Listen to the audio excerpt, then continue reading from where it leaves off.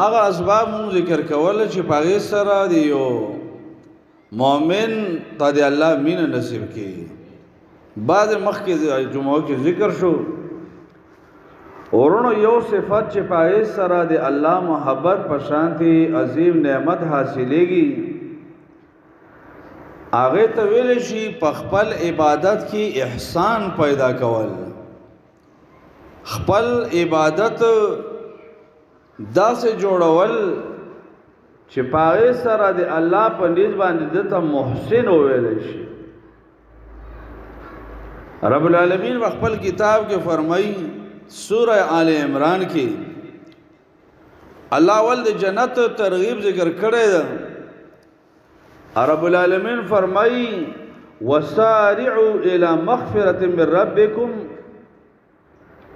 تاسو خلقو دی الله مغفرت تا مسارعه کوشش تلوار وکوي وجنت او دی الله جنتونو طرف ته ارضها السماوات والارض داسې جنتونو چې داغه د پلانواله دومره دی لکه د زمکه اسمانونو اعدت للمتقین الله متقیانو ته تیار ساتلی دی جنت تیار ده رب فرمای جنتیان متقیان کوم خلدي الذين ينفقون في السراء والضراء چې دوی سره تکلیف دا یا داسې چې لاس تنگ دا په داسې حال کې هم دی الله دې پاره خرج کوي والضراء اسانتیاوی مالداری وی بیا هم خرج کوي او کا لاس تنگ دم نو دی الله دې پاره خرج کوي والکاظمین الغیظ او خپل غصه دې الله دې پاره تیروي زغمی غصه ترازی خواغا تیروی برداشت کوي داوی والعافین عن الناس او خلق تمافیم کوي رب العالمین بیا څه فرمایي والله يحب المحسنین الله دې محسنین سره مینه کوي یعنی احسان هغه درجه ده چې دا په یو انسان کې راغله نو د سره د الله مینه حاصل شي به احسان پلانډو مانډو کې احسان څه ته ویل شي نو دا په حدیث جبرئیل کې ذکر شوی و چې جبرئیل علیه السلام د رسول الله صلی الله علیه وسلم تپوس کړي و مل احسان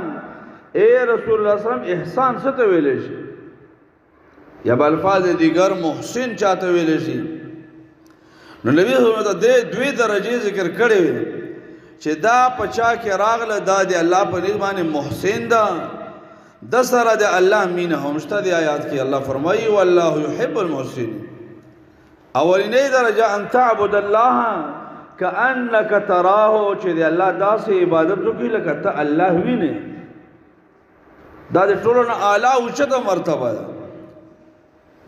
د الله رب العالمین داسې عبادت كانك تراه لکه ته الله وینې کچیرته دا درجه ته انسان نشي رسیدای فإن لم تكن تراه فإنه يراك بیا داغه درجه دا حاصله کی چې انه يراك الله مویني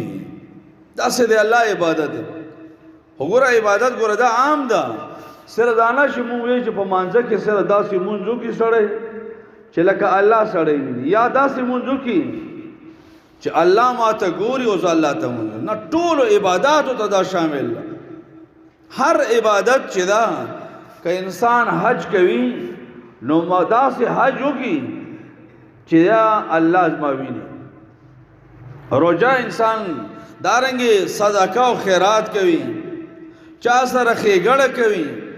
نو صرف په دې نیت باندې په دې عقیده باندې چې انه یراک ما الله ویني دا چې نیکی سره وکي دته انتهائی اخلاص ویل شي انتہائی مخلص انسان دا او دا سے انسان سرا اللہ رب العالمین مینہ کوي په دې سرا دی الله مینہ حاصلے گی زکه دی آیات چې ما ذکر کړم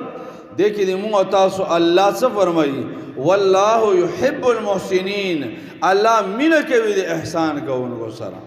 دا درجه دا ډیره اوچته درجه او دې سره دی الله محبت حاصل شي